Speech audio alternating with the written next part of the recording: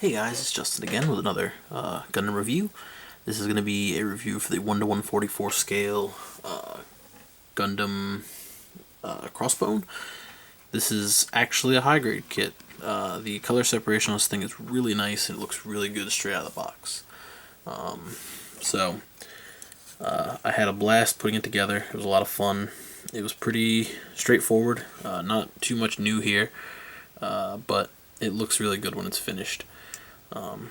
So we'll jump right into it and then we'll talk about everything that it comes with. The head is on a ball joint, just like most high grades.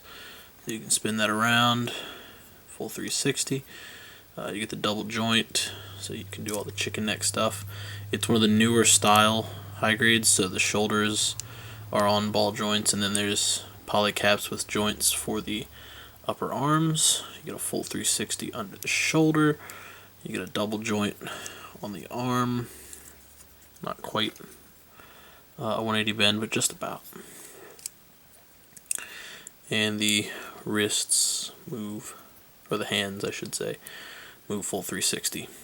The piece underneath the, or on the back of the hand I should say, can kind of flip down, and if I can get it to cooperate,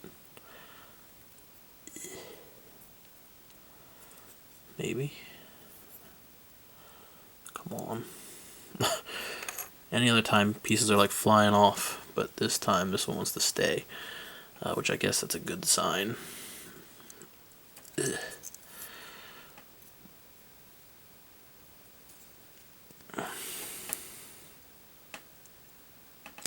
Come on.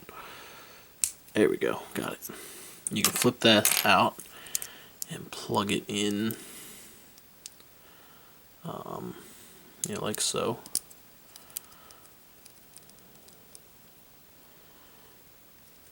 Maybe I got it upside down. There we go. And that's for one of the things later, so I'll just leave that like it is. Front skirts I've cut so they move independently. Back skirts don't move at all. You've got a really nice leg joint here. It's one of the newer style ones, so you get full splits until the skirts pop off.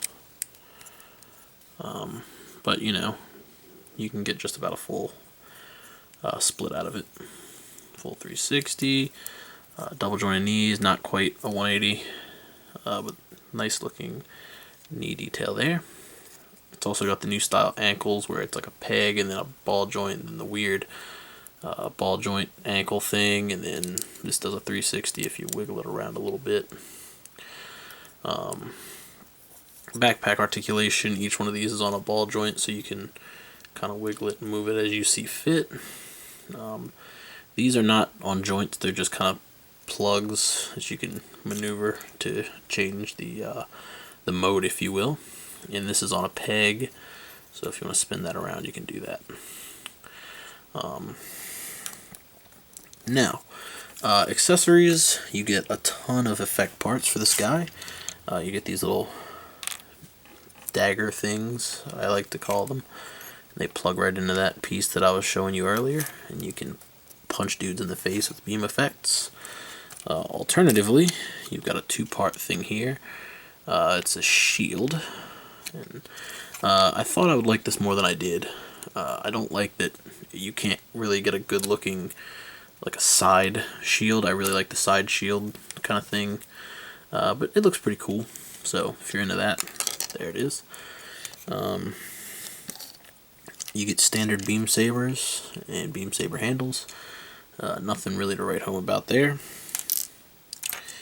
You get daggers, and they just kind of pop the hand off and plug those in. You get hands for each side that have like an angled thing. I'll show you how that works in a minute. You get the foot daggers, and those are as easy as plugging them into the bottom of the foot right here. You can kind of plug those in either way you want.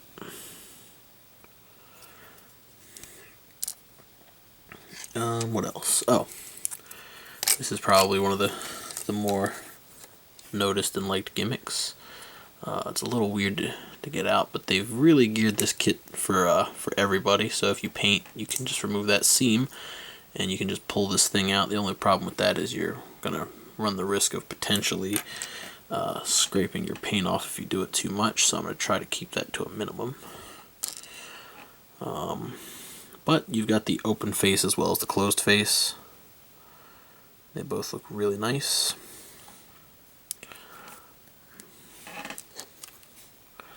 I know it's not very easy to see with no panel lining done to it, but you can kind of make it out.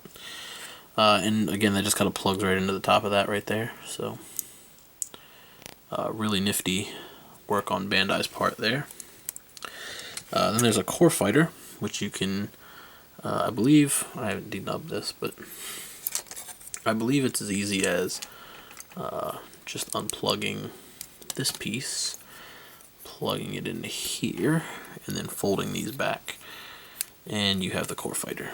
So easy as pie.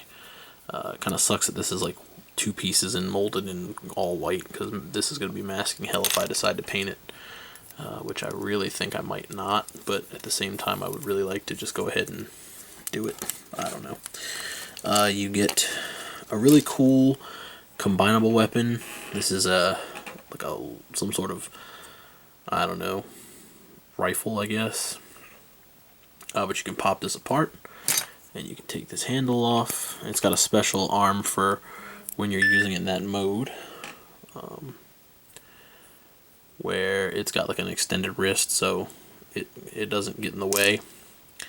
And then you can plug this effect piece into this, and you get a cutlass, which is super big and looks really cool, and it's really easy to get into the hand.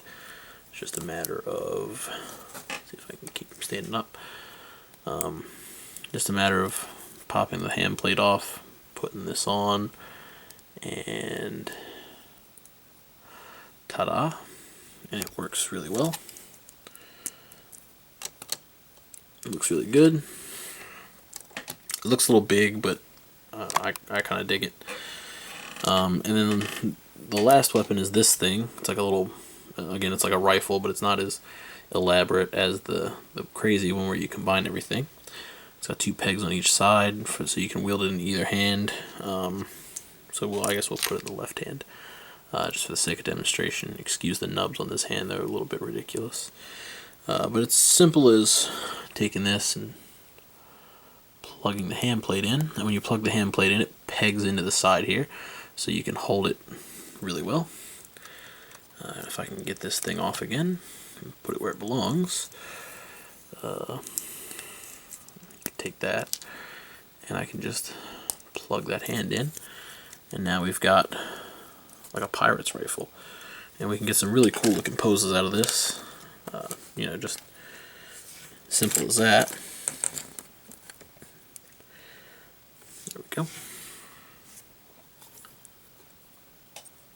Kind of angle his head up. I like to angle our heads down typically, but I feel like he's got like a more menacing look on him if he's you know, looking up at you, I guess. I don't know. But really neat. So this was reviewed for Jim. I'm going to try to get this guy done this month, as well as this guy. These are going to be my two projects this month. I think it's very feasible. So be looking forward to whips, I guess. I'm not sure I'm going to handle whips for these guys yet. I'm going to try something new, I think, but we will see. Also working on currently this guy and this guy. So that's it for this, and I'll see you guys next time. Thanks for watching. Later.